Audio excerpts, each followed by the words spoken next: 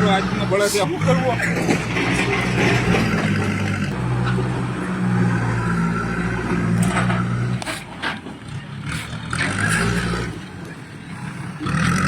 મારો આજનો બળદ શું કરવો?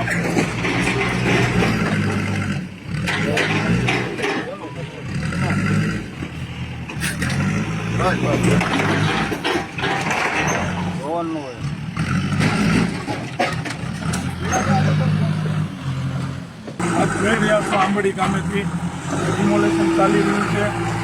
આ પ્લેસ એવું હતું આ જગ્યા કે સાર્વજનિક ઉપયોગ હેતુ એક પરિવારને પણ તમામ ગામના સહયોગથી આ જગ્યાની અંદર સાર્વજનિક ઉપયોગ થાય. કોઈ નાનો વર્ગ હોય તો એ પણ કોઈ સારો મોડો પ્રસંગ કરી શકે આ જગ્યાની અંદર એ હેતુથી આ નિર્માણ કાર્ય કરવામાં આવ્યું હતું.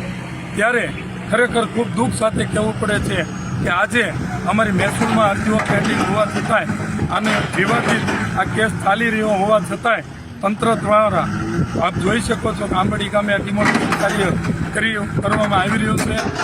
ખૂબ શરમજનક વાત કહેવાય, ખૂબ નિંદનીય વાત કહેવાય કે જે રામના નામે મત માંગતી સરકાર, રામના નામે જીતતી સરકાર આજે આ ધાર્મિક પ્લેસ ફાડી રહી છે. આપ જોઈ શકો છો.